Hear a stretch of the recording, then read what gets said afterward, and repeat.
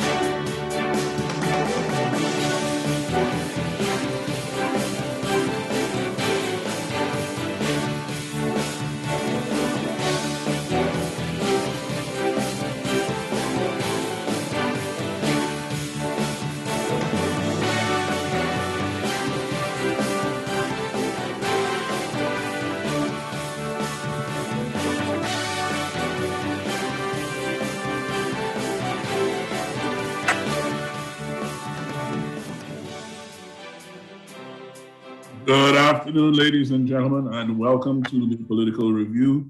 My name is Quincy Parker. I am your host, and I thank you for joining us today. We are excited about our conversation today because we're going to step aside from dealing directly with national politics to dealing with a sort of a tangential subject. The artist, the Grand Bahama artist, Ben Ferguson, had a piece of his at Taino Beach. I guess you would say be received provocatively. I'm sure that the intention, and if I recall correctly from the panel discussion, the intention was to provoke a reaction, but the reaction to the piece was in large part, and this is by way of context for the discussion today, in large part driven by a concern about how tourists would feel about the artwork in question, as opposed to an investigation by the locals as to how the piece made them feel and what it made them think of and what reaction they had as Bahamians to this piece. And that stream of the conversation took me down a rabbit hole of the fact that we have a culture in the Bahamas that has been almost completely hijacked by tourism, such that we've gone from thinking of tourism simply as an industry in which we excel and in which a person can make a good living. That's the 40s and 50s, when the Bahamas was considered the playground of the rich and famous, to an industry people can make a career without necessarily having the best educational credentials, but having a good work attitude and a good spirit and being welcoming and diligent and hardworking. That's maybe the 50s and 60s. And then, of course, in the 70s and early 80s, we had a tourism industry that was promoted on the back of culture. The Minister of Tourism, Clement Maynard, used to take artists with him to promote the Bahamas, such that people would come to the Bahamas to interact with our culture. And those days, obviously, well, let me not say obviously, I don't want to prejudice the conversation, but in my view, those days are gone. But I heard a snippet of a conversation yesterday between the late Charles Carter and the late Ronnie Butler, God rest both their souls. And Ronnie was talking about a time in his own life when there were 39 clubs in the Bahamas, 11 of them downtown. And by downtown, he meant the stretch between East Street and the British Colonial. So in that stretch alone, there were 11 nightclubs that people could go to enjoy Bahamian culture, music, food, interact with people, and whatever the case may be. And so what has happened since the advent of the idea that tourism is the goose that laid the golden egg is, and the proliferation of resort culture, is that our entire assumed in this idea that all we do is tourism, all we have is sun, sand, and sea, and getting the long green tourism dollar is the most important part of the government's work, which is why the Ministry of Tourism has its own budget. And it's the most important part of our work as Bahamians. I mean, and so I found the recent panel discussion hosted by UB North on mismanaging culture to be a fascinating, a wonderful conversation. And I wanted to have a part of that conversation translated into this arena, where we talk about not just national politics, but the context around it and the ways in which Bahamians are either benefiting from or not benefiting from the interaction with the political directorate. So today, to have a discussion about culture, mismanaging culture, things like racism and criticism, I am extremely excited to have the two professors from the University of the Bahamas, art professor Keisha Oliver and the social sciences professor Nyambi Paul Campbell. Colleagues, welcome to the Political Review, and thank you for joining us today. Thank you for having me. Thank you. Excellent. Nyambi Paul Campbell is also a strong proponent of reparations, and I think that I'd like to reserve a bit of space to have a bit of that conversation as well. But Dr. Hall Campbell, let me start with you. The culture, the political culture of the Bahamas could be summed up in the word strongman, in my view, right? We love a strongman. We love an autocratic, didactic, powerful leader. And our last two prime ministers do not necessarily live up to that or down to that archetype at first blush. But over the course of their terms, their ability to play the strong man has become almost undeniable. I put to you as a social scientist that as a feature of our culture, that is an area in which we have perhaps not managed ourselves to the best of our ability and in our own best interest. And you're asking me if I agree? I make the statement and leave space for your response. Okay. Well, thank you for having me, Quincy. I must say first that it's Hall Campbell Dean now, and that's a lot of names, so you can just call me Nyambi. That's fine. Okay. My apologies to Mr. Dean. Yes. And I'm also the chair of the reparations committee, so I'm looking really forward to having that discussion.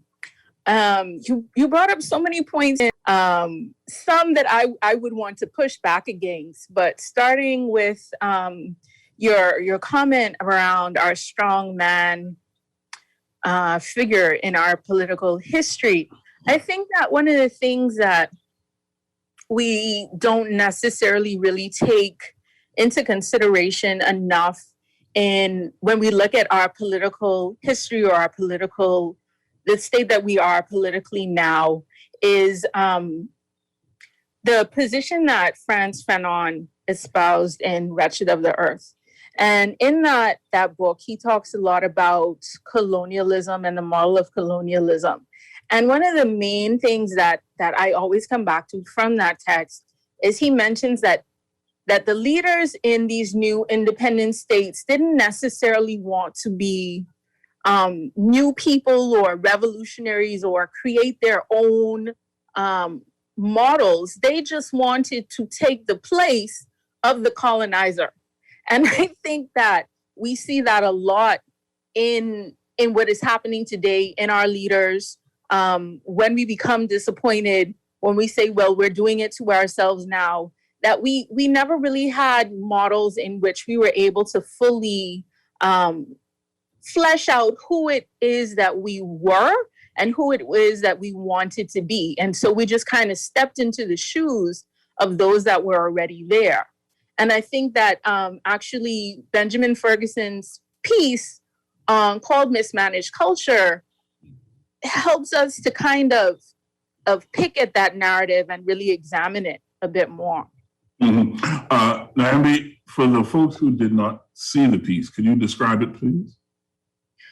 Oh gosh, why don't you let the artist talk? Okay, that's a good point. We do have the extraordinary artist Keisha Oliver with us, so I'll ask her to describe it. Fair enough. But I want to give you the chance to push back on those things. So after this description, we'll come back to you. Keisha, can you describe the piece for us, please? Thanks so much, Nam. You putting me on the spot. But yeah, I appreciate the fact that it's such a layered piece. And so for the most part, the piece by Benjamin Ferguson, Mismanaged Culture, is very vibrant. So here you see in the kind of center of the canvas, a child, a young girl, kind of almost merged with this tropical paradise of a kaleidoscope of color that bleeds out into kind of black and white of that same tropical kind of palm leaves, etc.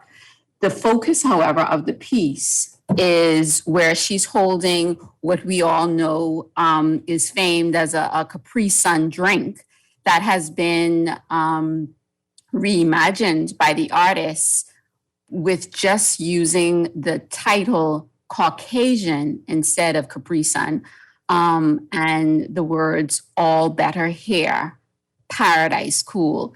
And so I think the emphasis of this young Black female drinking this drink that is labeled with such intense language, right? For me, it seems a very much social art activism, more so than decorative art. And that may be something that we talk about later. But I think at the root of this conversation and the controversy behind the piece, art, which was the hope and I think the intent of the recipient or the owners of the space that the piece was originally positioned and located in, as opposed to what the artist's intent was, which was a little bit more rooted in having a debate or having a discussion that was rooted in this kind of social issue, race issue, etc.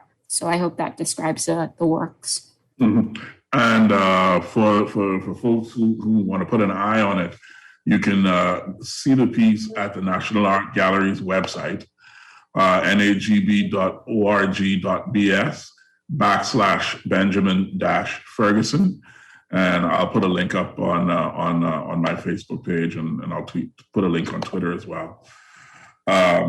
So with that description, Naomi, I wanted to give you the opportunity to finish your opening salvo.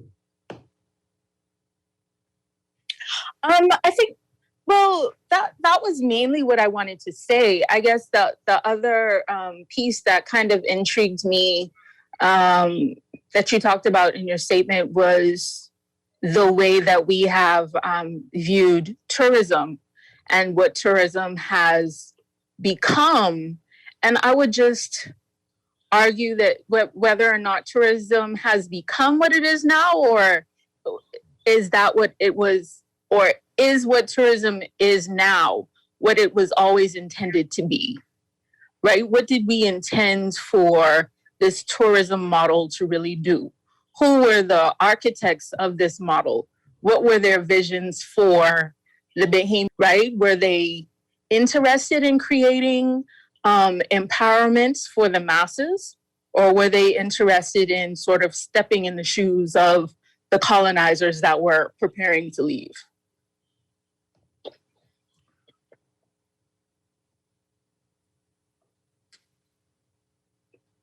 On the show, and just by way of explaining the silence just now, on the political review, when somebody says something that I think is either profound or worthy of thought, I just kind of leave a little bit of space for people to hear it, and I mean really hear it, and think about it for a moment. So that's what that was, as my version of Selah. I'd like to bring in Keisha Oliver now. Keisha, the layered nature of the piece kind of speaks to one of the reasons that I wanted to talk to you. And you brought it up already in terms of the purpose of art as more than just decoration. I'm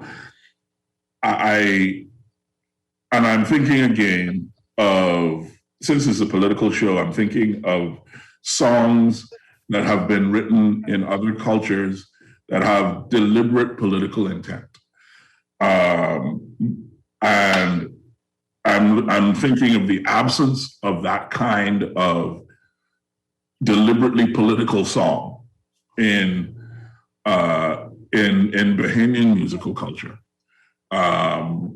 So I guess I wanted to ask you to sort of give us a grounding in this idea of art as a social tool with a purpose beyond decoration.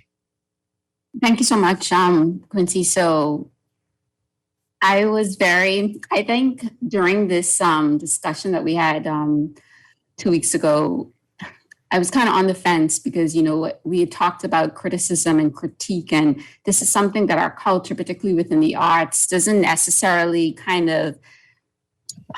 we embrace it because I want to say we're new to it, but it's still touch and go, right? And so for me, I tried to drive home the importance of intent. And so there's a clear difference between decorative art, that purely exists for beauty, and for that intention. And like I spoke about the fact that looking at the articles, looking at the kind of interviews with the various parties in this particular scenario with the Mismanaged Culture piece by Benjamin Ferguson, it seems like that may have been what one party thought it was for, decorative purposes, to beautify this particular space in Grand Bahama. And then there's activist art that actively addresses political and social issues. And it's been created specifically with that intent. So the artist has taken this position as a social activist. And even in that, activist art, it has certain tones to it. So one tone can be that the art is very understated. So you really have to sit with the art to read into it and to understand what the artist is trying to say. Or it can be very obvious and highly controversial because it's so obvious. And so I think tone and intent are really important when we look at public art and art within a gallery space. They're perceived and accepted in different ways. So when we look at controversial public art, when it stands in a gallery or a museum, it sits within the context of a somewhat controlled space, right? Which welcomes and invites, or it should, to the very least, art criticism and art critique. However, in a public realm and space, it immediately disrupts the everyday routine of that communal space and the persons that dwell in that space.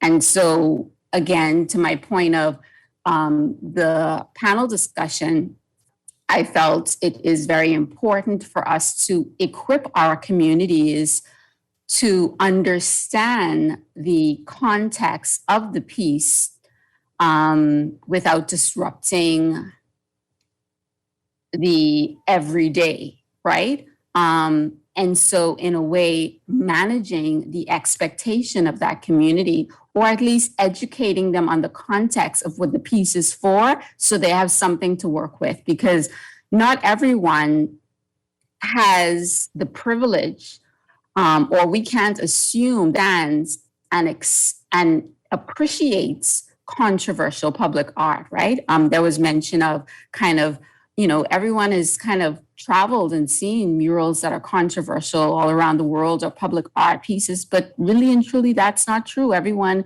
is not privileged enough to be coming from that space and that mindset. And so I think there's certain things that we really need to be sensitive to and take into consideration when we think of decorative art in contrast to activist art, and then art that is within the context of a museum space and outside of the museum in a public space, and how we're able to educate our communities to pause and understand that if they haven't been exposed to it before, right? Controversial public art specifically. Thank you. Mm-hmm. And thank you. It was not quite a panel discussion, Keisha. It's okay. The controversy part of it is usually about intent, right? Is that a fair statement, that controversy generally arises as a result of the intent of the creator of the piece? Yeah, and I think it essentially that was brought up as a response. Ricardo Barrett, who was an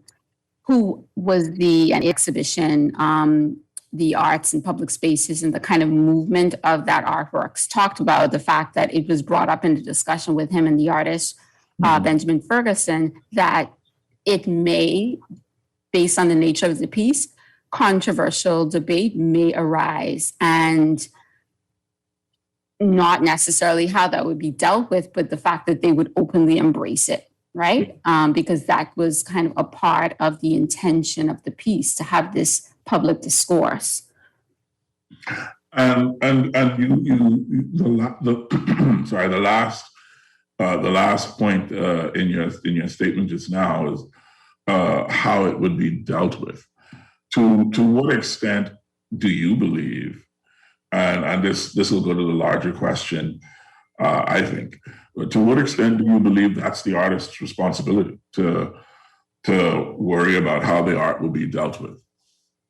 So I think, when we look at the title, Mismanaging Culture, right? We're all responsible. And so I think artists and creative institutions like the NAGB, who kind of oversee the creation and installation of certain pieces like this, have to acknowledge social responsibility and be sensitive to managing the expectations of the community, right? I think it's like, thinking about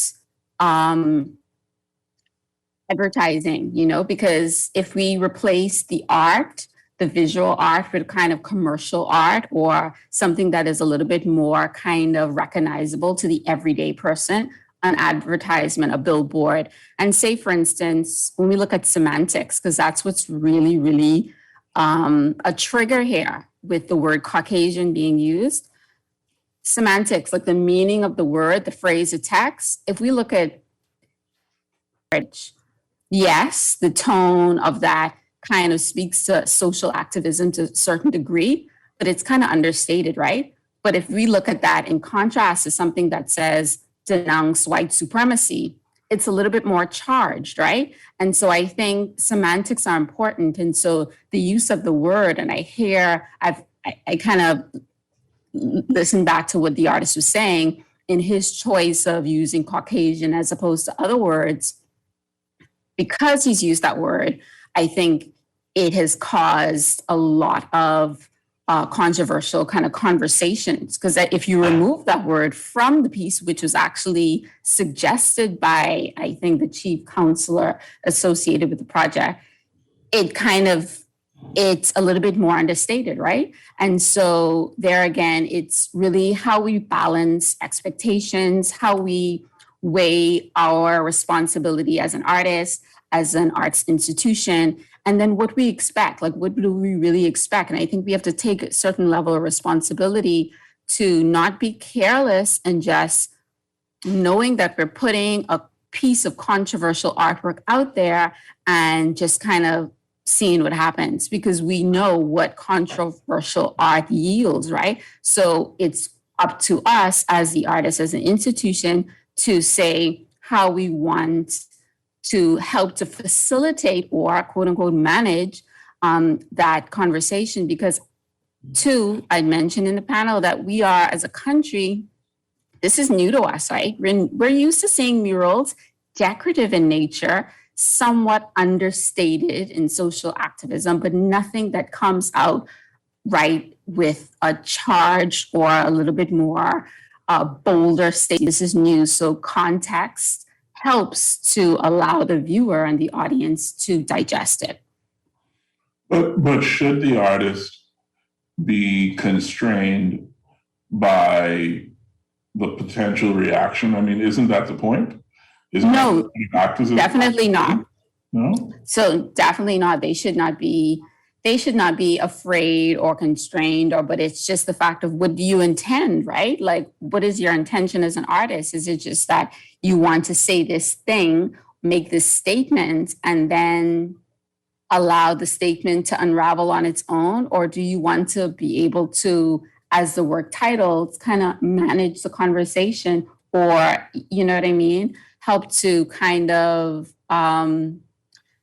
be able to navigate it in a way. But I think because there was my thinking is, if we know the piece was controversial, and we know certain things would happen as a result of the controversy attached to it, possibly not perceiving that it would be removed, but if you look in the history of controversial art in the world, public art specifically, the removal of the works is usually up there and like the top 3 responses.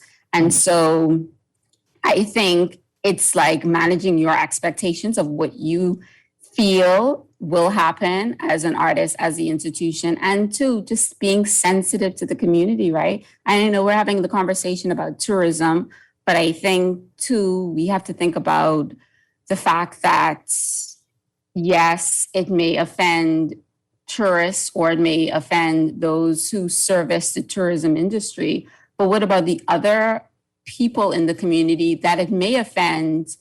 About, right? Bahamians who may be offended by the very fact that you're saying we're drinking Caucasian. Like, what does that mean, right? And so it is layered. It's confusing, and so I think context is important. Mm-hmm.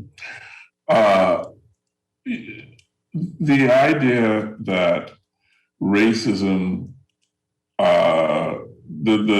the specter of racism that was raised in relationship to this particular piece, I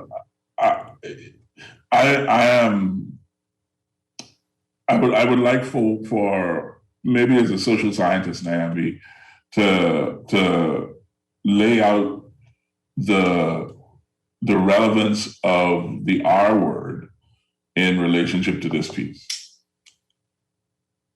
Yeah, I think, the National Reparations Committee actually had a panel where we were talking about this painting as well, with Benjamin and some other artists.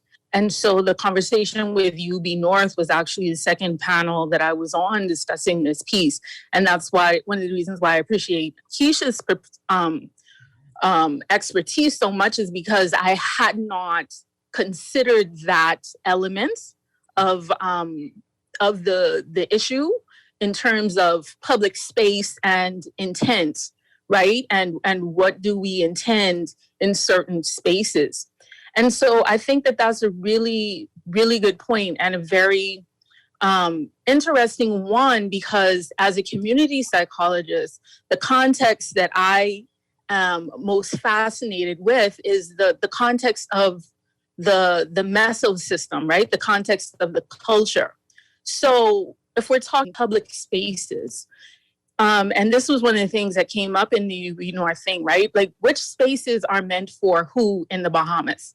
Because even when we say a public space, the beach is supposed to be a public space, but we know how that space has been controlled and manipulated a lot of times. So if we're talking about public art, for example, if I said, Quincy, I know that there's this guy that raped your mother.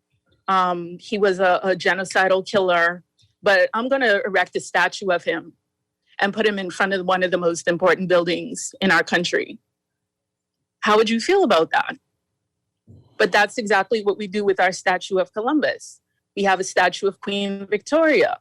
We have a statue of Woodes Rogers. We have a small bust of Milo Butler and a diminutive statue of Sir Lyndon Oscar Pinling at the airport. But these are all public works of art, right? But I don't think that we necessarily perceive, like, why aren't people outraged by them?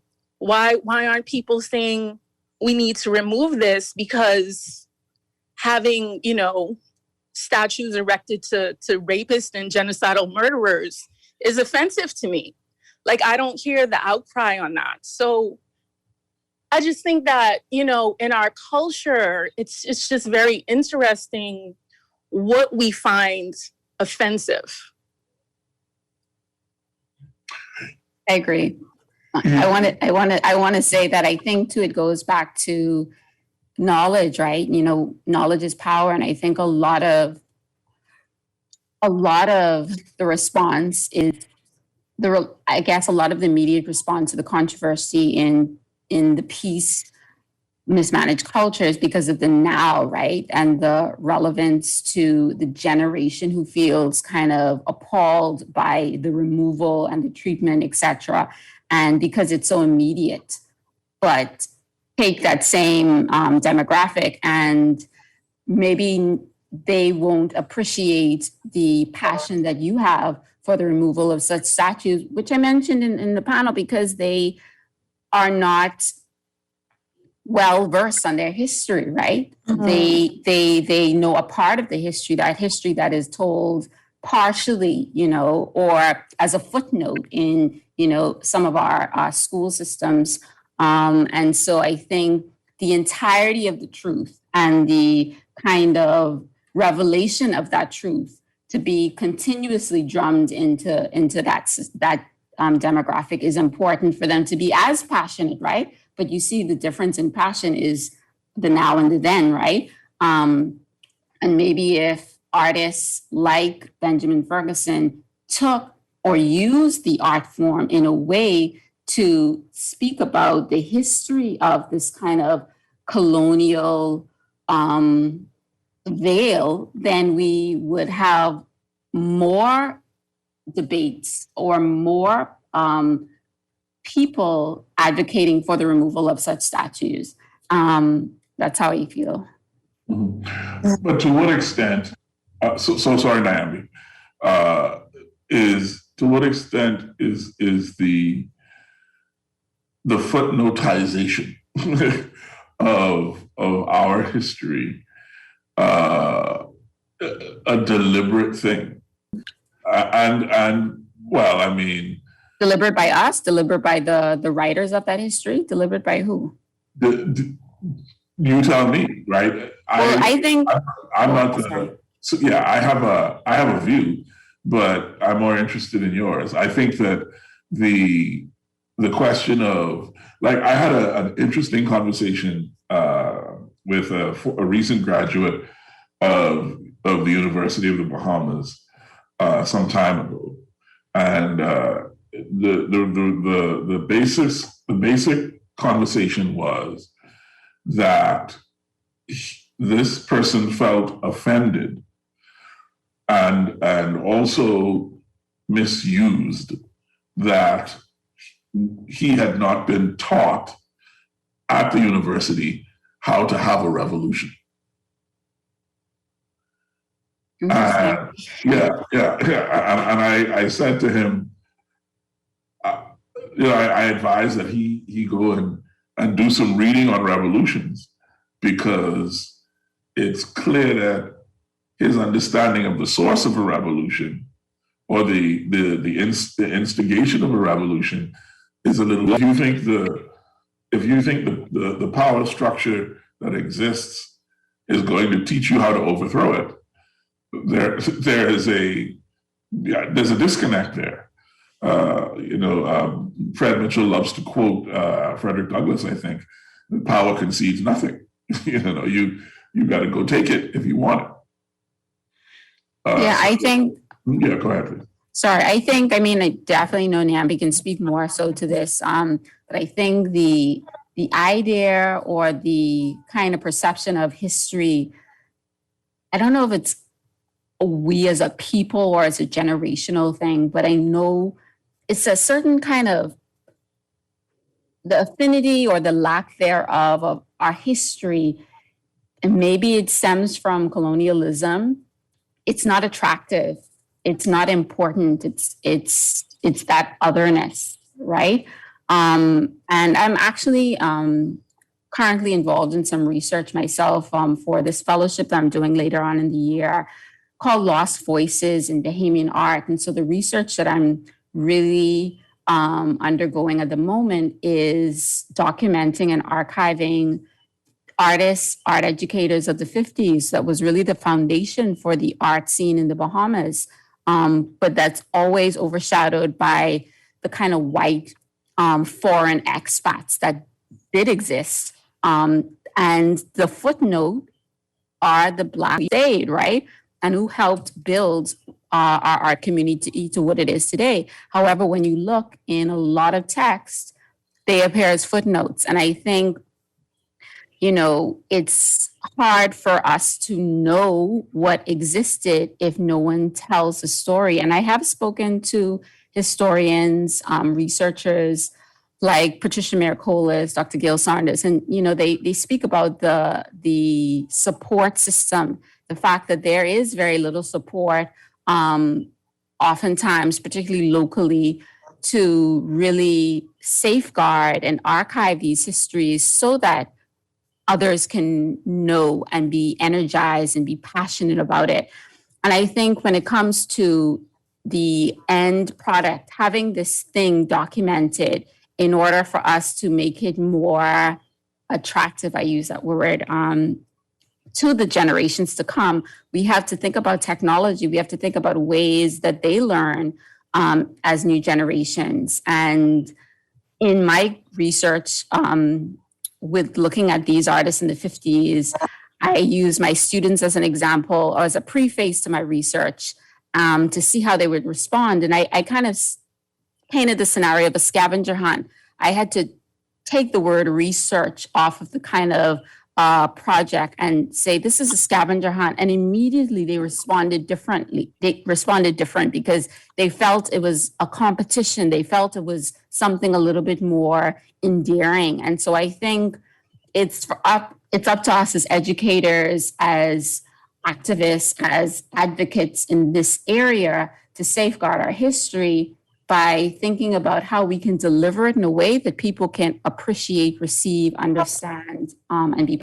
Were you trying to say something there? No, not necessarily. That's fine. I just your mic popped open. I just wanted to make sure that we weren't robbing you of an opportunity to speak.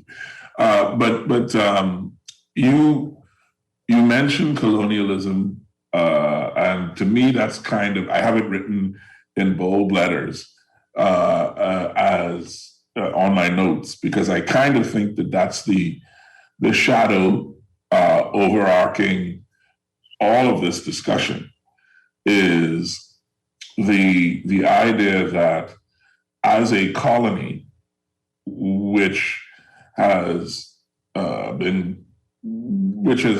is now an independent country, there is some work to be done in terms of plotting a course forward that was not done. Yes, the national anthem tells us to lift up our heads to the rising sun and to march on, but march on to where? Where are we marching to? And when we lift up our heads, what are we looking at? And I feel that we've kind of come to a place in the culture now where the forces that are on the field all sort of seem to be saying that we really need to define some things for ourselves, particularly things like where we're going to go and what we're going to do, who we're going to be. I know that you mentioned it earlier, Nyambi, but to bring it out directly now, because this is what colonialism, I think, has done to us. It's not just robbed us of our history, but robbed us of the intent and interest to discover and cherish and value that history. I recall conversations with people who were doing the traveling for the referendum in 2012 about the questions about the judiciary, and one of the questions was whether we should remove the Queen as our head of state.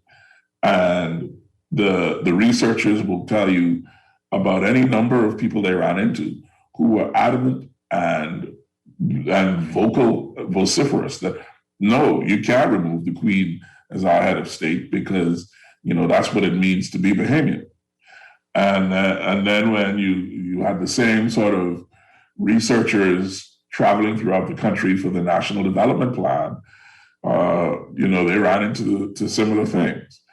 And when you listen to tourism, the Minister of Tourism and some of the other tourism heads, they talk about leveraging Columbus's discovery, quote unquote, and making use of it as a distinct feather in the cap of the country, as opposed to destroying the statue and liberating our memories from the whitewashed version of who Christopher Columbus was. Yeah, so that was a lot. I'll start from the end though and get to, I think, because that will help me get to the point that I'm trying to make. I think that one of the things, so for example, if we look at just using the discovery or Columbus's, I can't even use discovery and Columbus in the same sentence, right? But using Columbus and what happened there in our tourism model. Yes, right? Because there are tours of Holocaust camps in Germany. It's just, how are you framing what it is that you're looking at, right? Are you framing it as you're looking at it as the point of discovery, or are you framing it as you're looking at it as a point at which genocide happened, right? So, and do you want to tell the truth? And so that's one of the things that we have to decide as a country. Do we want to tell the truth? Do we want to tell the truth about who we are? If we're talking about education, do we want to tell the truth that you were never meant to survive, much less be educated, right? So now that you survived, what are we going to give you? Let's teach you about the Bible. So the only school that you will get will be in the churches where we frame God to look like us, right? And then when we see that, oh, okay, The law is telling us now that you have to be free. So what kind of education are we going to give you? We're going to give you education that tells you that you should want to model yourself, not only after the God that looks like us, but after us, right? So we're going to teach you about coal of England before you know that salt comes from Inagua, right? You're going to know more about Woodes Rogers than you're going to know about any Bahamian person. And so that was the goal of education at that time for the few that were able to still get education, right? I think one of the things that we also take for granted is that really my parents' generation is the first generation of Bahamians to be able to get secondary education, like real access to secondary education. We are not that far removed from being a majority illiterate society, right? And I'm not saying illiterate in the sense of ignorant, because while persons like my grandmother could not write and read past the third grade education, they were very wise, right? They were wise enough to be able to build things like the straw market that helped to maintain our culture and send their children off to school. So we went from education for colonial purposes, then we became independent, right? And we said, okay, we're going to Bahamianize this thing. So we're just going to, rename all the schools after Bahamians and kick out all the expat teachers. And and now, it's Bahamian. But even when that happens in the early 70s, we didn't get our own examinations, right? The BGCSE until the 90s. So what were we really Bahamianizing? What were we learning about if we didn't get our own exams, if we were still using the exams of the colonizers up until the 90s? So we have to be honest about who we are as a people. We have to be honest about our history of enslavement, that our history didn't begin with enslavement, right? That what does it mean to be a Bahamian if you were brought to this place? And once we decide that we want to be really honest about who we are, then everything else from tourism to education to finance will fall in line. What do you think, as I was listening to you just now, I wondered if I could, for a moment, jump the track back to directly dealing with politics and ask you what you think the impact of that kind of honesty about who we are would have on the way we do politics. I think it would radically change the way that we do politics. I think that one of the reasons that we're not honest about who we are is because we are ashamed, right? And we've been taught to be ashamed. But when we begin to understand what the truth is about who we are, then we can realize that the shame that we have about our history doesn't belong to us. The shame doesn't belong to the enslaved. The shame belongs to the enslaver. The shame does not belong to the colonized. The shame belongs to the colonizer.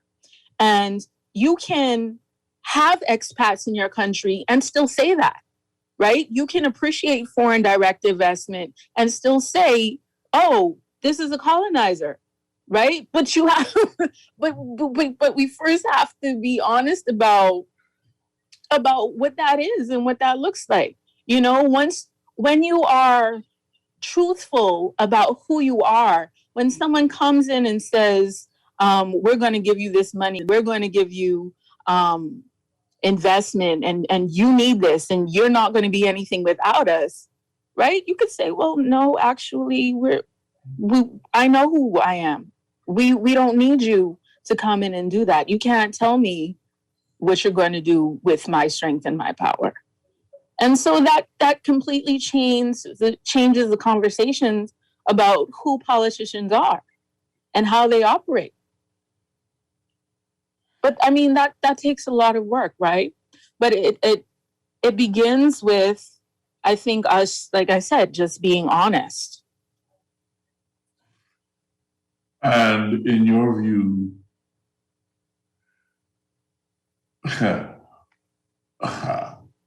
Well, you know what? Let me not ask that. The honesty that you're talking about is perhaps a community honesty rather than an individual honesty. It's that may sound like a statement. It's a question. Okay, well, it's both. You know, for my master's thesis, which is many months ago now, I came home and I did a study which was asking people questions about their African self-consciousness, right? So basically, how conscious or how aware are you of your African self, your African identity? And I'll never forget getting surveys back because it was a multiple choice questionnaire, and people wrote things on the side of it, right? Like, why are you asking us this? This doesn't have anything to do with the Bahamas.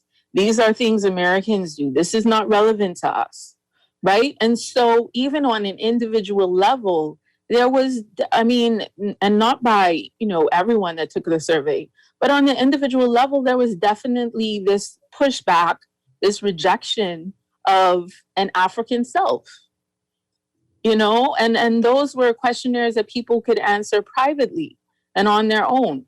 So individually, we have to be able to look at ourselves and not be ashamed of that, and then then do so in the community.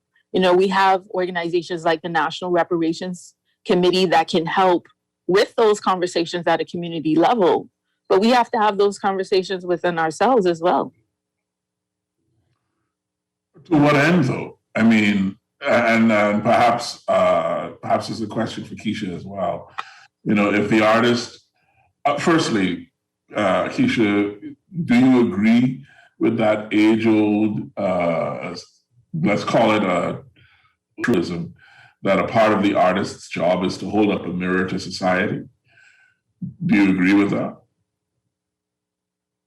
I think artists play an important role in how we understand who we are.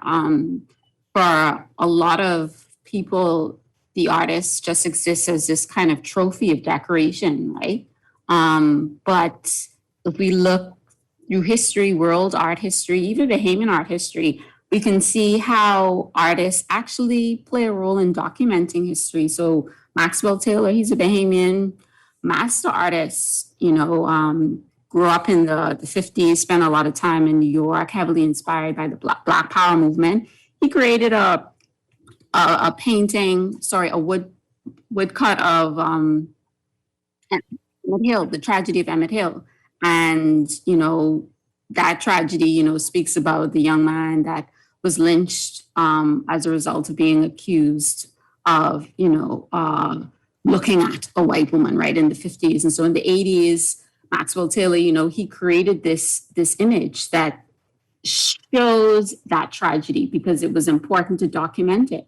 But he also creates other figures that are less kind of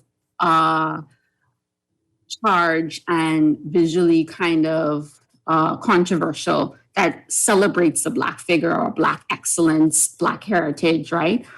Because that is equally as important to the reality of the human experience, the Black human experience. But I think what is key in the role of the artist is to inform and to educate. And I think through education, we see change. And it's not always this kind of formal, traditional educational model, but the fact that we see based on the unfolding of the mismanaged culture piece, how, because it was removed, and how that upset the artist and how that upset people close to the artist and how the artist started to talk about that and how the evolution of that situation started to educate people, because people on the history of Taino Beach and the history of what the artist was trying to kind of convey, all of that offered new knowledge to an audience that may or may not have had previous kind of engagement with that history. And so I think the role of the artist is important in that regard. But I think going back to what Nambi said about education, I think education, and particularly the decolonization, this new trend of decolonization in the educational system, which is crucial to our move forward, as you mentioned, Quincy. It's really superficial. Like a lot of it, there are some people that are really advocating it's real work, it's hard work, it's grunt work to make real change. But I've seen so many instances where it is superficial because we still lean on these foreign voices to tell our stories, or we still look for their approval to kind of ensure that we are meeting the global standard, right? But I think we are well aware that we have sufficient intellect, sufficient resources to do this on our own, whatever it is, if it's defining our economic growth, if it's decolonizing our educational system to reflect what people, so that we are holding true to who we are and not being confused about our identity. Mm-hmm. Yeah, but I still question, and this is well, it's approaching 5. Kermit, do we need to take a break? It still challenges me to think about where we are going, right? What the goal is, what our national identity is supposed to be, and when we come back from this break, I would like to maybe look at how art and social commentary, like Mismanaging Culture, can help us to do some of the work of really trying to find answers to the question, what does it mean to be Bahamian? So we'll be right back on the Political Review. I'm talking with Keisha Oliver, art professor at the University of the Bahamas, and Dr. Nyambi Campbell-Hall Dean, not Nyambi Hall-Campbell Dean, the community psychologist and professor in the Social Sciences Division at the University of the Bahamas. And we'll be right back. Thank you very much for joining us on this wonderful Sunday.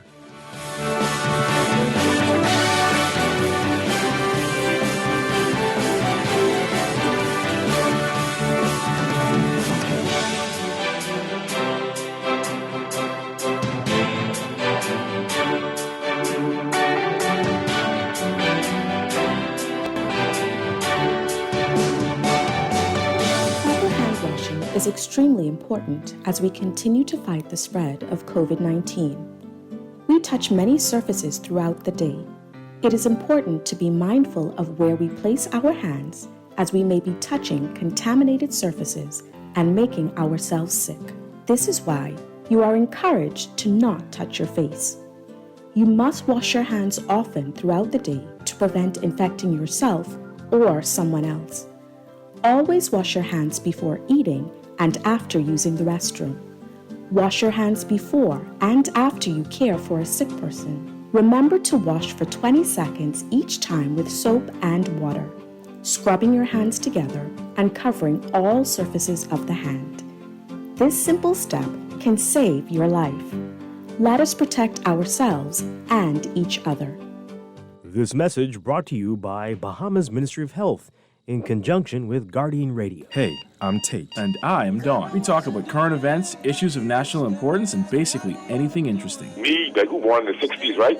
From my ear, the people talk and they sound like us, they used to be Bahamian. And you're suggesting that if you don't have family rooted in a family island, then you're not really Bahamian. Still your weekly dose of something different. Right. And basically, every 5 years, we sell a different dream. We're 5 years away from a better country. The Eye Opener, Saturdays at 9 a.m. to 11 a.m. Only on Guardian Radio 96.9. Talking about a revolution. No, this is not a game.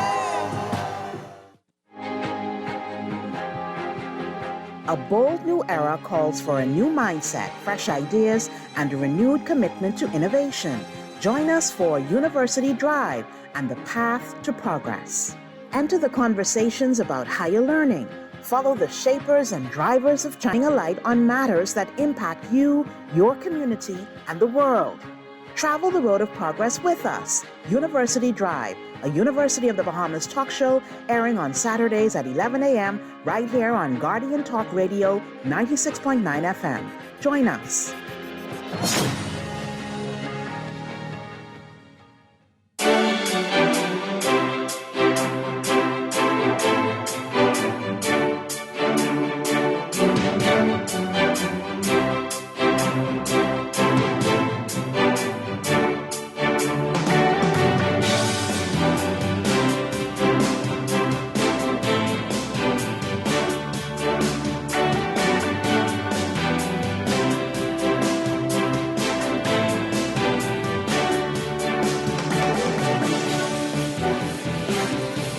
Welcome back, ladies and gentlemen, to the Political Review for this Sunday, the 27th of June, the year of our Lord 2020. God help us all. Time is moving far too quickly, but I guess we can't hold it back. So there are 44 weeks now until May 10th, 2022, colleagues, when the Constitution mandates that the general election must be held sometime before that time. So sometime in the next 44 weeks, we will be having a general election. I mean, he can push the date by a month, or by 3 months, I think, but I don't know if that'll happen. When we next go to the polls, the question will be who we will choose, and the way that Bahamians will choose seems to be undergoing some change. Usually, you can, the traditional math in elections in the Bahamas is you got 40% of the electorate who's PLP and 40% who's FNM, and whoever wins the election is who could swing that 20% in the middle. But if you listen to the vast majority of millennial voters in the current moment, there's not a party allegiance that is readily available or evident. And if you listen to the party faithful on both sides, both FNM and PLP, there is severe disaffection. And then when you think about the third party scenario, you have, I think there are 7 third parties that are vying. The DNA, the Bahamas Constitution Party, the Kingdom Governance Movement, the Bahamas Democratic Movement is back, the People's Movement, and more. And then you have a political party that's not a political party, the Coalition of Independents, seeking to well and disrupt the election as well. So all of these people are going to be, they're out there now canvassing and saying, vote for me when the bell ring and when the time comes. And I think the question is going to be a lot different this time. It's not, are you red or gold, or even are you green? But I think the questions will have much more to do with who are you and what is it that you personally represent? What are you trying to do? And I don't know if you agree with me.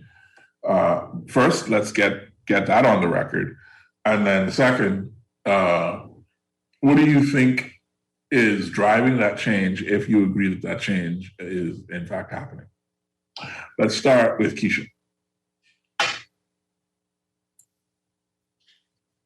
So I know you're gonna probably throw me off now when I say that I am not a political person, but when it comes to politics, I think that, you know, we mentioned an interesting upcoming election because of the diversity. And I think it's a good thing when you look at the move forward, right? Because change is what we need to start to upset some cultural norms that have existed, like Nambi mentioned, that may need shifting, right? For us to wake up, for us to revolutionize things that we have been doing in politics, in the economy, and just sustaining our livelihoods and communities. And I feel that politics drives a lot of how we operate as a society. And even within the arts, there is politics. And for me, when I look at the art scene, I think that the move forward essentially should really look at asking questions about empowerment and about change, because for so long we too have had a certain colonial gaze within how we view art and culture, like this song and dance to the tourism model of yesteryear that we still embrace, right? But slowly we see a change because of the pandemic and how we pivot and how we try to refashion that to address a new type of tourist. And so I think for me, it's all about how we face Bahamian youth and how we empower them, and not superficially, not with this campaign kind of tagline, but truthfully, how do we empower them and not allow them to see the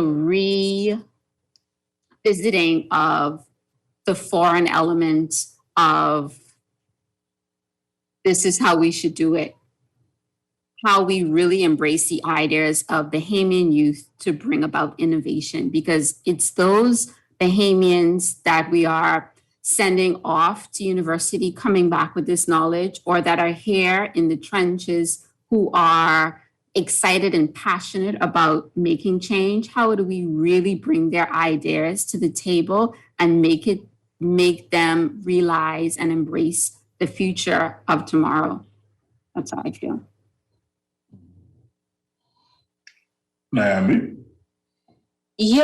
I so politics. But I definitely agree with Keisha in terms of embracing the youth. I think that there are a number of things going on, and I think one of them is that we're at a state in our development where we're beginning to realize that we have a lot more learning to do in what the role of government is, right? How does government function? What is a MP's job really, right? And what can they actually do once they're in the House of Parliament? With the national election debates that we've been organizing at the University of the Bahamas, one of the things that we've been trying to do is to empower population with information from the parties so that they can understand where or what the policies are, what the party's policies are outside of a rally framework, right? Within the parameters of having a fact checker and certain amount of time to make your points and other colleagues present to question what you say. So I think that one of the things that we're beginning to see in the country is a change in the population of what they accept in terms of what politicians tell them, and a beginning, an awareness of what the role of the politician really is to be. And I think that was one of the main reasons why with the national election debates, we started off with the youth debate, because as Keisha said, we have young people now that are not interested in the political conversation in the same way. And one of the sad things that I see at the University of the Bahamas is that a lot of them are not even are expressing, and I wouldn't say a lot, but I would say too many for my taste, are expressing not even being interested in what the country has to say, right? There's this idea that I'm going to get my degree, I'm going to go to Canada or the States or whatever, and I'm going to make my money and I'm not coming back because they can't pay me, right? They can't pay me. That's what you hear a lot.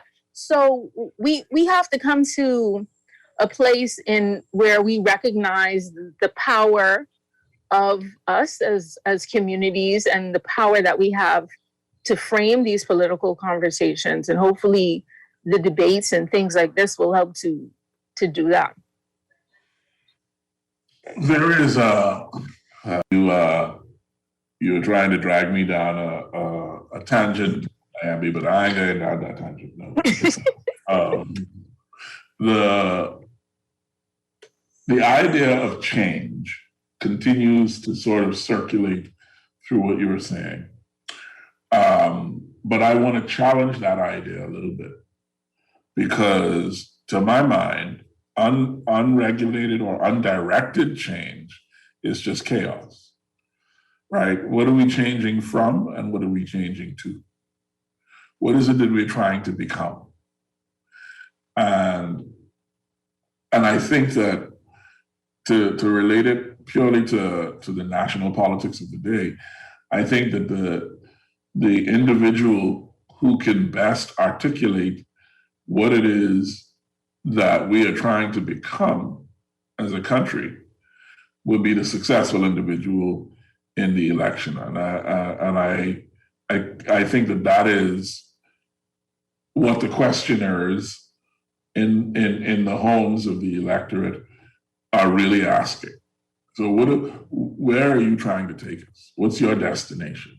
If I give you this vote and you succeed and you become a member of parliament for whatever constituency, what is it exactly that you plan to do with whatever limited power that is?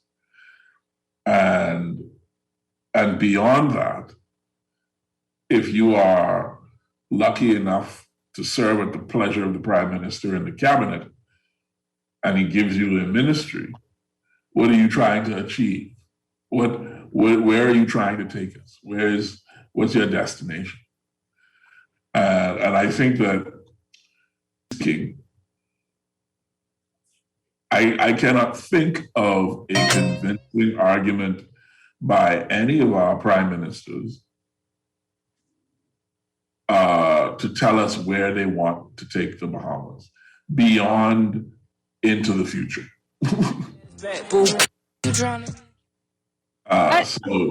So yeah, that's a question that I have. Yeah. I think well, this is just my personal opinion now, my personal perspective. I think that a lot of people say where we want to go, right? We want to go to, or at least now a lot of conversations about we want to go to ownership. We want to go to, having monies in the sovereign fund. We want to go to having free and I'm always confused when people say free education and free healthcare because we have that now. But, every Bahamian has a piece of the pie, so to say, that's where we want to go. For me, it's not necessarily the vision that you're painting of where we want to go. It's do you mix of how to get there? Because I sincerely feel that that the majority of the politicians that we have now that are in cabinet started off sincerely wanting to get to those places. I feel though, however, that they didn't understand what the mechanics were to get there or understand what sort of wrenches are going to be thrown at you to prevent you from getting there. So I'm interested in the person that knows what the policy is, knows how to navigate it, and can say, okay, this is my game plan. Okay. You're asking for a lot. Is that a lot though? Is that a lot. I mean, and that's the thing. Like, I feel like if you were asking somebody to lead a company, wouldn't you say, do you know what it is to manage a company? Have you ever managed a company before? Okay, what did you do in your past management positions? How did you get there? Like, I feel like we have more expectations of people to do, jobs at a fast food restaurant or something than we do of people to lead our country. You being able to arouse and excite and give me a feeling of, oh, okay, I might not be struggling as much under you as I was under someone else is good. But how? How are you going to do that? And we should be able to ask our politicians that if that's what you need. Have you ever seen the job application for Bahamas? It's very complicated. They ask you a lot of questions, and we should expect at least as much from the people that we say we're going to allow to lead us. I do not disagree in the slightest. My statement about you're asking a lot was more a comment on the past than a statement of personal belief. So I want to come back to this idea because you seem to think, Nyambi, that we know where we're trying to go. I am not too sure about that. But who was we? Who is we? Are we the government? We the people? Who are the we that you reference? Okay, in the we as in yourself, my Nambi and myself. In the first instance, I mean we as a community, we as a country, a group of people who live within a country called the Bahamas that share nationality and share national destiny. Ultimately, there have to be some things that we want to see, that we want. Obviously, there are some accomplishments that have marked our progress as a nation thus far. Naomi, you referenced a few of them. Yes, there's free education. Yes, there's free healthcare. But I would suggest, and maybe I would like to get your views on this too, stagnated, that we're not moving forward. We're just kind of holding ground. And the truth, from my mind, sort of a proof of that statement is when you consider how far ahead the Bahamas was in tourism 10, 15 years ago versus nowadays when we are merely one of a dozen competitors. It tells you that other people are catching up. And it's not because they're running any faster, in my view. It's because we're not going anywhere. So I think that we have a lot of work to do to define what is next for the Bahamas, and then set about going and getting there. And this is primarily from an economic perspective. I mean, when you speak to tourism, and it seems rooted in economy. No, I only mentioned tourism because that's sort of the initial context in which we opened our conversation. But I mean overall. I don't just mean in tourism. I mean the entire gamut.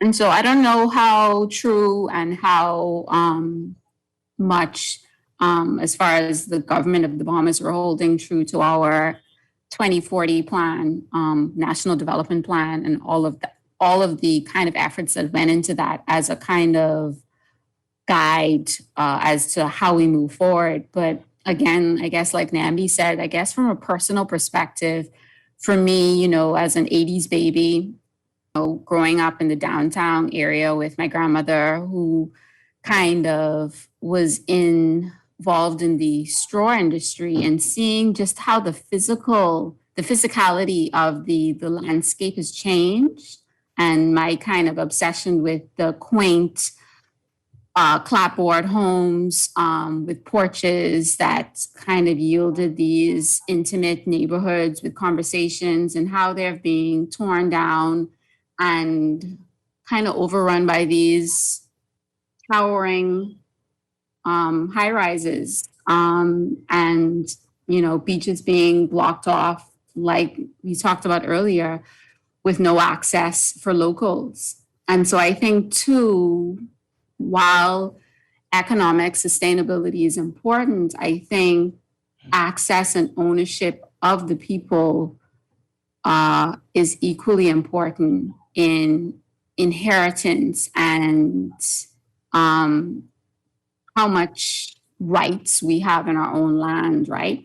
And so I don't know if that is a part of what your thinking was about how we move forward, but I think it is upsetting for a lot of different generations to see, driving down a road, and yes, you may not have owned that property that was alongside the shore of the beach, but it became a part of your history, as growing up and realizing that you no longer have access to that beach because of, and more often than not, a foreign entity has come in, bought the land, cut off the beach, and built a high-rise hotel. So I think that is a part of kind of what my expectations of moving forward entail. How do we really start to noise? Because we have had protests with minimal numbers. We have had debates and conversations like this, but how do we start to really make these MPs accountable to bring change and to represent us on issues like this? Naomi? I'm not sure I'm responding to the question anymore. Sorry. Oh, like no, I miss a lot of, if you blink, trust me, if you blink, like Nassau just looks different, like, every other day. And I was telling a friend quite recently, it's amazing over the period of the pandemic, it seems like so much has been changing from a construction, physical kind of space element. And physical space is really important to kind of, I don't know, this kind of sense of ownership, sense of being patriotic, right? And if we start to live in a concrete jungle, I feel that a certain part of who we are, although change is good and evolution is good, we change that quaintness and we lose that sense of island life with this concrete jungle narrative. So I absolutely agree. And I think, I think that the answer is tied up is in there. I drive down Bay Street and I could cry for real tears. Real tears, cry. Because like you're saying, growing up in the 80s, Bay Street was everything. Everything you couldn't stop. Island Bookshop, Ironmongery, all of those things, even to kind of be downtown after school was a sign of, you doing something because you downtown in your school uniform, or this person catch you downtown and I see you. Now downtown doesn't even really exist. I asked one of my students in class last semester, we were talking about Bay Street, and they said, you mean that place with the Chinese hotel on it? And again, cry, real tears. Yeah, it's true. What? That's because you feel like in a space that you don't recognize anymore, and it doesn't feel like home. And I think beyond, yes, it's important, the idea of economic kind of sustainability and identity is important, but I think that also feeds into it, right? We have to find a balance where we feel at home, but we also can maintain sustainable kind of realities. Absolutely. And maintain those in spaces where our young people feel like there are spaces that they can be engaged in, right? And those are the physical spaces, but those are also our economic spaces, our political spaces, our offices. You talk about tourism, and us catching up. There's no reason for us to be stagnated in tourism because the majority of the Bahamian population is a young population. Yep. But are we making spaces for those people in our ministries? Who is making the decisions? Who really has the power? Who are they asking? Who are they talking to? If you're talking to young people, there's no way that you could fall behind. No, because they're always in tune with innovation. And I think it's the trusting the young people, not creating this superficial tagline. Because like you say, a lot of them, not even young people like in their 30s, they are leaving the Bahamas because they aren't valued. And with them, the innovation leaves. And the moment they leave and the moment they excel and succeed in a foreign land, that is when we celebrate them. And it's like, what? It's a conundrum, to say the least. I think it's trusting the young people, but I also think that it's honoring the voice of the elder so that the elder feels like there is a space for them to go and still be respected. Right? That I could leave this job, I could leave this space and still have, some modicum of respect or still be able to contribute something, So it's a number of things. And I think that if we begin to look at that in all of our different spaces, in politics as well, then we can really see some progress. I hope that answers your question, Quincy.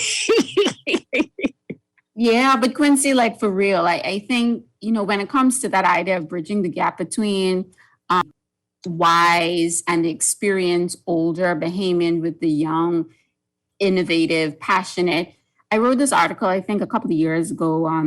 It was, I think 2017 when Clovis Adderley passed, and it talks about leaving a legacy and bridging the gap between mentorship, those generations. That's where we're missing it. We're not passing the baton. And because we're failing to pass the baton at a fair, we're missing that crucial moment that bridges the gap and creates those meaningful relationships between the old and the new.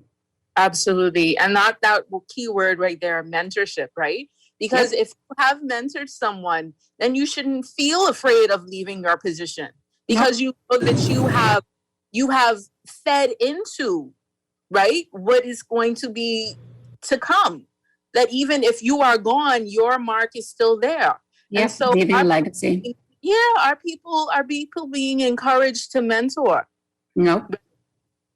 And I will be honest and say that it has been difficult finding mentorship. Yeah, it's true. Sorry, Quincy. Quincy gone quiet. He's like, you take over the show. Which is perfectly fine by me. I'm quite content to sit and listen. I'm enjoying myself. Yeah. Please continue.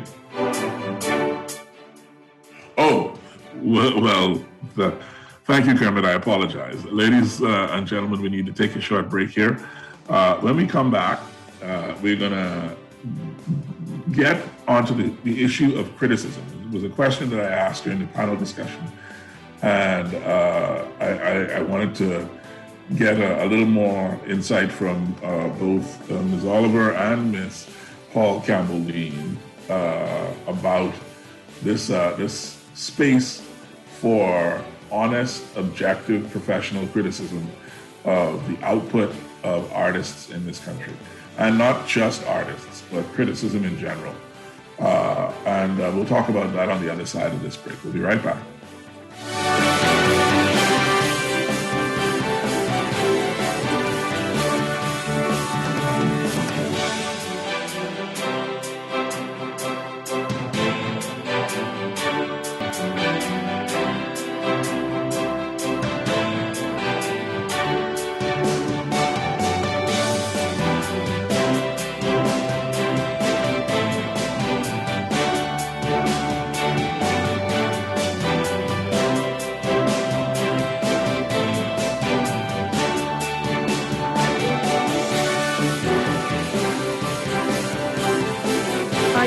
interested in the Bahamian economy? How about tips to improve your financial literacy? Tune into Guardian Radio's newest financial podcast series, C-File Talks. The podcast will provide listeners with their weekly dose of economic issues and solutions and the keys to financial freedom. C-File Talks will be hosted by an array of finance experts here to give honest and beneficial advice. You won't want to miss the C-File Talks podcast series, Monday evenings from 6:30 to 7 p.m. here on Guardian Radio 96.9 FM.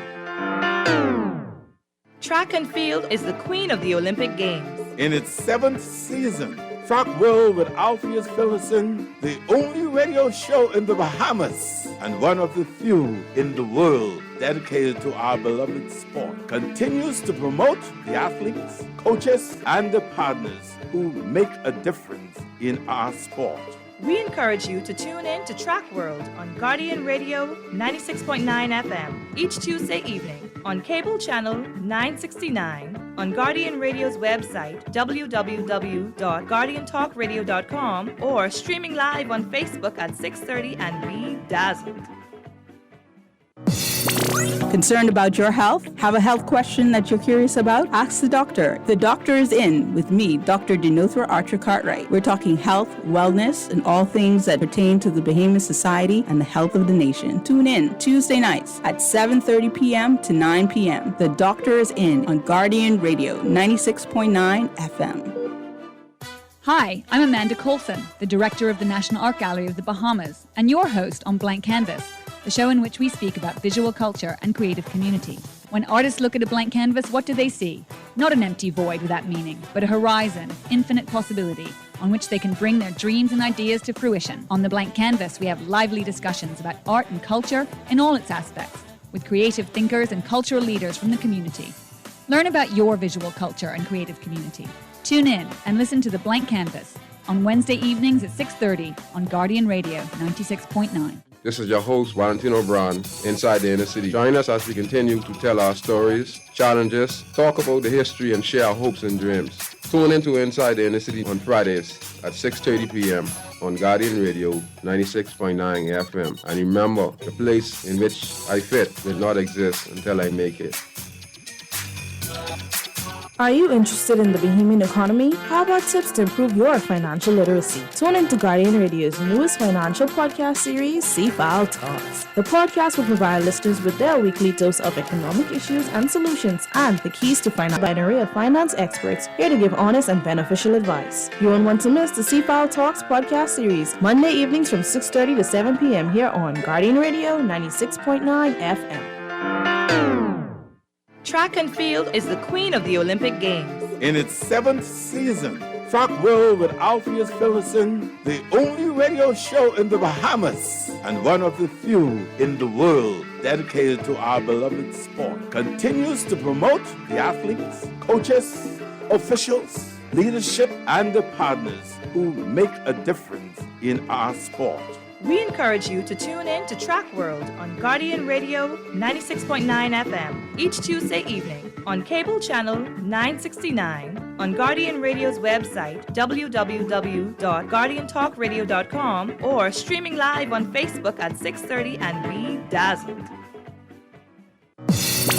Concerned about your health? Have a health question that you're curious about? Ask the doctor. The doctor is in with me, Dr. Denothra Archer Cartwright. We're talking health, wellness, and all things that pertain to the Bahamas society and the health of the nation. Tune in Tuesday nights at 7:30 p.m. to 9 p.m. The doctor is in on Guardian Radio 96.9 FM.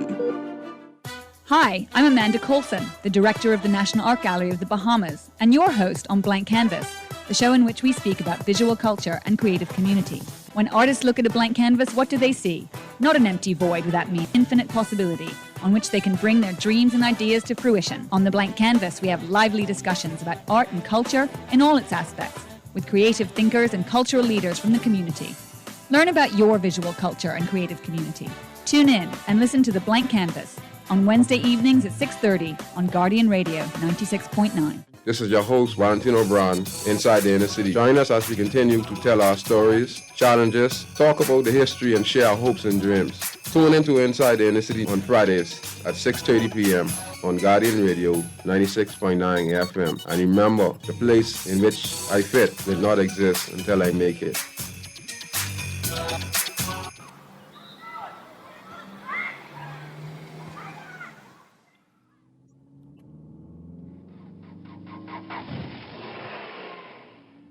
Mommy, guess what I did in school today? Hold on, sweetie. Mommy's sending a text. But Mommy, my teacher said that you're not supposed to text and drive. I know what I'm doing.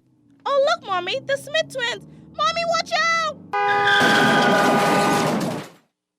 In 2017, approximately 54 people died as a result of traffic accidents. A percentage of these fatalities occurred as a result of texting while driving. Just taking your eyes off can increase your chance of crashing. Remember, even the smallest voice counts. Texting. Brought to you by UB Radio and Guardian Radio 96.9. Physical distancing is an important preventative measure in the fight against COVID-19. Respiratory droplets travel from one person to another through sneezing, coughing, laughing, or simply talking. The risk of becoming infected from those droplets is reduced by staying 6 feet away from other persons at all times. Even shaking hands and touching our face is not recommended because we frequently touch surfaces that may be contaminated. Practice physical distancing at the workplace by having virtual meetings or conference calls, or communicate via email. Eat at your desk instead of in the cafeteria. You can even work from home. We must each do our part to stop the spread of COVID-19. This message brought to you by Bahamas Ministry of Health in conjunction with Guardian Radio. Great is thy faithfulness, O God, my Father. Hello, I'm Simeon Hall. I grew up through a dead-end corner called Chokeneck Alley off Market Street. I dropped out of school in the 5th grade and worked as a carpenter's helper for McAlpine Company. But it was while in the alley I discovered my life's calling was to preach the gospel. A Catholic nun at Aquinas night classes inspired me when she told the class that we all were made in God's image. It's a long way from Chokeneck Alley to preaching throughout the Bahamas, the Caribbean, and all the inhabited continents of the world.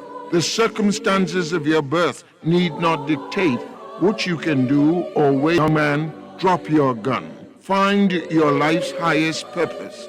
Lift yourself from the gutters of crime. Your next crime might lead to your death, and loved ones will have to bury you. Eternity is just ahead. In which section will you spend it? Non-smoking or smoking? Heaven or hell? You are made in God's image. So this week, attend a church of your choice and reconnect with God. This is Guardian Radio 96.9 FM, Nassau, Bahamas.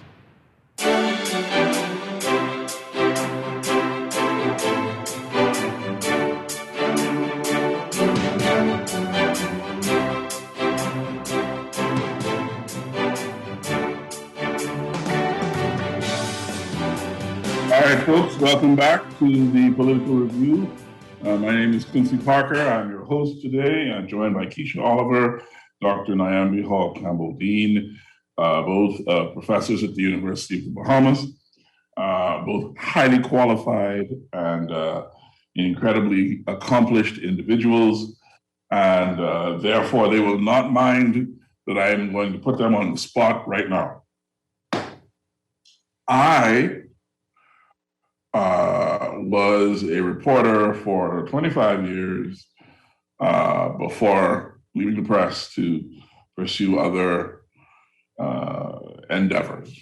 And I covered the gifting of the National Stadium from the Chinese government to the government of the Bahamas. And I was present at the handover ceremony. And at the ceremony, Royal Bahamas Defense Force Band played the Chinese national anthem and then played the Bahamian national anthem. They played the Chinese national anthem, not flawlessly, but well. And then they played the Bahamian national anthem, and they sounded like a primary school band. They were out of tune. The director couldn't get his dynamics across. the tempos were insane, and I was ashamed that the National Military Band was butchering my national anthem in front of dignitaries from my country and from a country that we were partnering with.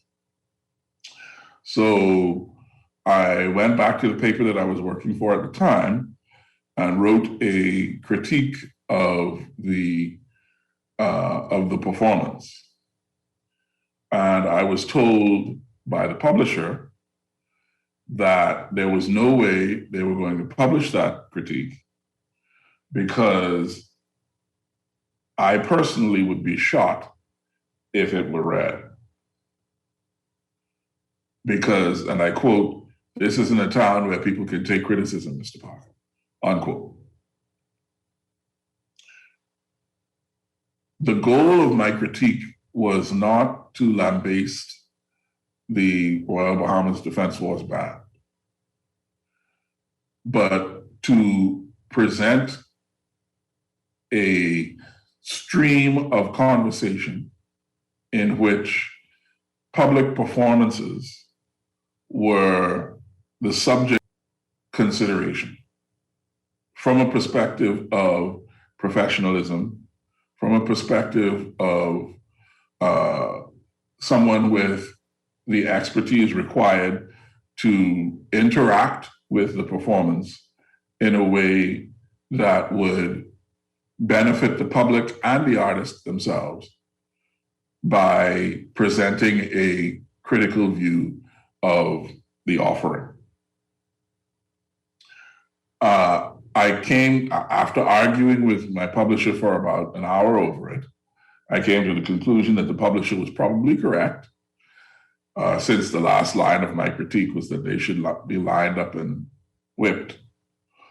I accepted that I may have been saved from myself at that moment, but it struck me as almost representative that 20 years later, there is still no real public art criticism in the Bahamas, when we have a burgeoning public art scene, when we have a plethora of people performing in various arenas around the country. It seems that we are missing the critical voice. That's my view.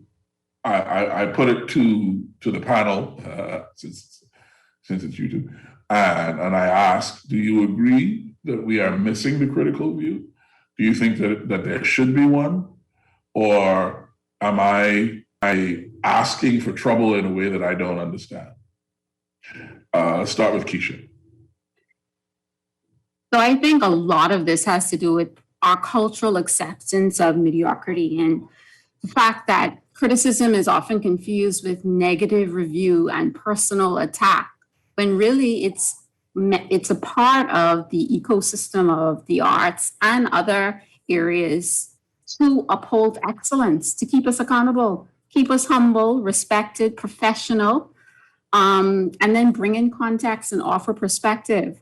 So I think the definition of art criticism is what will help us better accept art criticism, but there is a deficit, I feel, within the arts specifically. We have the artists, we have the producers, we have the spaces, the galleries, the theaters, etc. We have academia, we have educational systems, and so forth. And we're now starting to have arts administrators, right, to facilitate the kind of spaces and to expand the economy, as it were. But criticism is a part of that ecosystem, and it is lacking because it is a fared position, fared for victimization, fair for being ostracized. And so I think it is important that we have those conversations to keep us accountable, because like you said, you were embarrassed. I would be embarrassed, because at the end of the day, that's our national anthem.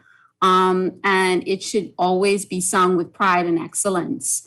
And in 2017, I was a part of this Caribbean exchange of arts writers that was funded by the British Council to get arts writers from every Anglophone Caribbean country to come together to talk about and to work on writing critically something across the Caribbean that was not being sought after.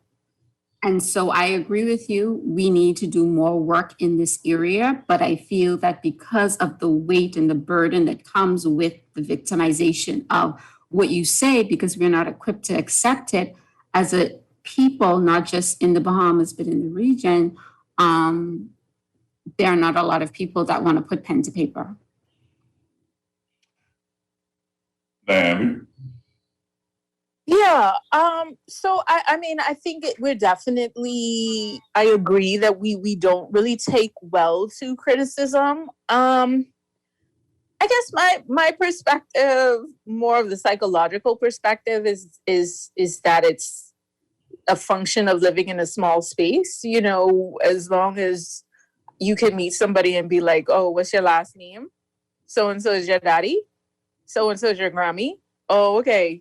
And, you know, you can line someone up, who they are, their heritage, in a matter of like 3 questions: what high school you went to, who your cousin is, and where they work or whatever. I think that, you know, it's a function of being in small spaces. So critique, although it's not personal, many things are personal, you know, in small spaces. Even our politics is very personal.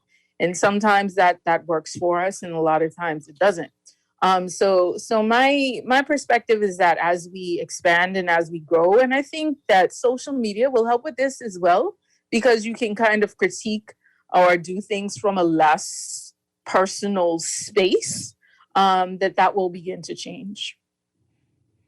It seems that we're more readily equipped to have critical commentary on those spaces, right? Yeah. So, you know, it's commenting on different public addresses that have been streamed online, or commenting on a sporting event, right? But when it comes to that singular person taking the weight of that position, that title, I think that becomes a challenge. And this was addressed in that workshop that was about, 5 years ago, that oftentimes, because the critique has some areas for improvement, let's phrase it that way, not necessarily negative, but areas of improvement that the recipient then has to take on board. It's how you process it and how you respond. And so I think there is a challenge. And I think in the panel as well, one of the guest attendees, Dr. Nicolette Bethel, I think she mentioned in the chat that in theater, there used to be a space for critique. And it actually was something that it helped. And I think once it starts, it's there again, it's part of this educating and conditioning of the society and the community. Once it becomes a norm, then we even forget about it 5 years, 10 years ago, how we used to hate or cringe when we thought about criticism. So I think once it becomes normalized, then it will be something that contributes to this move forward, right? But we have to start somewhere, some institution, some individual, some group, you know, maybe that's Quincy Parker, starts a collective of persons who take on the role of art critics. And cultural critics too. And I think that would be important too, because I think that as we also learn how to take criticism, that space for people to learn how to give criticism. Yep. You know, so that it's not a personal attack, but a space to help you grow. Exactly. So. And teaching the fact that, like I was saying earlier, the different aspects of it, that, like you said, it's not just a negative review, but it brings in all other elements of facts and aesthetics and ways in perspectives, and compares other instances of, you know, what it's related to. And so all of that helps to educate as well. So I think Yeah, Quincy, it's on you. Start that collective. What? Whoa, let's slow down. Firstly, I suspect that that my listeners know that I am quite well equipped to lead such a conclave. However, there is a challenge as an artist when you are being given or when you're receiving criticism. The hardest part is to put your ego in your pocket and receive it genuinely without the ego and to hear it as information and feedback. But I have found for all of our maturity as people that in that area we are not a very mature community. People take things entirely too personally, and as you rightly mentioned, part of why we can't really have political discussions as well, because people take the political discussion personally, and they take criticism of a political policy or criticism of a politician or criticism of a piece of legislation as a personal attack. And they also take it as a way of defining opposition. Well, if you as a PLP, if you are criticizing my F&M legislation, then you must be a PLP. It can't be that there's a flaw in my legislation. It is that you are a PLP trying to cause trouble. And that immaturity seems to me to be endemic to our community. And that's part of why I ask whether you think the work is done in terms of, are we a fully baked people yet? Because if we're fully baked, then one of our national flaws is that we can't take criticism. And Bahamians don't like to take laughs. So if we are fully baked, and if this is who we are, then that's an issue. Well, I do know that I can comment on the fact that we do have within the arts specifically, I can't speak to politics, who takes that stance and wears that mantle, but Patricia Miracolas and Pamela Burnside, I know they have, being veterans in that kind of area, have publicly written, published and written on not necessarily the art itself, but the nuances of the art community, right? And addressing those issues, because that in itself is something that needs to be talked about as a part of growing and maturing, right? Now, whether or not what they say is accepted or how we respond to it, it's a part of it, right? Because we can't all be doing good all the time, right? We have flaws and we need to be called out on them, no matter how hard it hurts, right? Or how much it hurts, rather. And then we have other kind of emerging writers, this kind of blogger a trend where those persons are acting as art critics or critics, social critics at times, but they're not, they too aren't accepting that mantle because, like you say, there's so much pressure. So I think, like I said, a collective, I think a support system where if there are a group of people that come out to say, this is what we're doing, I think the community, the unity, the solidarity in that effort may build respect from the larger community to realize that this is necessarily, these guys are doing it. And although there may be flack, you start to move forward, right? It's change, it's evolution, and you see how it's received. So you will be a part of my community? Yes, I am there. Sign me up. All right. So we will talk. We will take that offline. We have 3 minutes, theoretically, but I'm going to take as much time as Kermit will give me because we did not get to the reparations conversation. So what I would like to do, Nyambi, is offer, I'd like to have you back to have that conversation exclusively. But I would like to ask you to give us sort of a statement on the issue now as a placeholder for the larger conversation to come.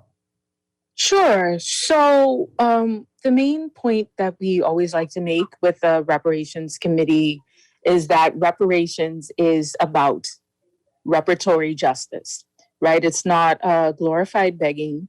It's not asking for something that was not earned or deserved, but about justice. One of the things that a lot of people are not aware of, and that I wasn't even aware of until much later in life, is that after emancipation, the enslavers, that reparations were given out, right? Reparations is not new, but after emancipation, the enslavers received reparations for their loss of, in quotes, property, right? Not the people who they had enslaved and worked to the bone, but because they lost their property, they received reparations for that. So our argument is, if it was just for you to receive reparations, then surely it must be just for our communities to receive reparations too. And, what reparations are and what they look like is a whole other conversation. I would invite people to go to the CARICOM Reparations Commission page to look at the CARICOM. The Bahamas National Reparations Committee is a member of the larger CARICOM Reparations Committee, which includes a number of other Caribbean countries. And so there's lots to discuss in ways that reparations would look for us, but it's at the end of the day, it's about justice. Mm-hmm. And there is a how does one say? There's an association that is made in the Bahamas. Let me rephrase. That I have heard made from time to time. I don't want to be overly monolithic about it. The association is that reparation is an issue for the Rastafarian community, right? And not for, it's not really an issue for everybody else. Ain't nobody else checking for that. Only Rastas want reparations. So I wanted to raise that and ask you to address it real quick. I see you, Kermit. Give me 10 seconds more. Well, I think even within the Rastafarian community, although we can credit them for a lot of the beginning of the conversation of reparations, that they never advocated for reparations just for themselves, but for all people of the diaspora. So, as we talk about politics, one of the 10-point plans of the CRC is debt cancellation, right? So I think that if you look at that plan, you'll see that reparations is a very multifaceted thing, and there could be a point out of the 10 that each person can relate to. Okay, that's cool. I think, folks, that is going to have to do it for us for today. It has been an incredible pleasure to talk to Keisha Oliver and Dr. Nyambi Hall Campbell-Dean from the University of the Bahamas. Colleagues, thank you for joining me today. We really appreciate it. Thank you, Quincy. And we'll see you all next week. Nyambi, I'll be in touch about when we can have you back to talk about reparations. Until then, God bless you all. Take care and enjoy the rest of your Sunday.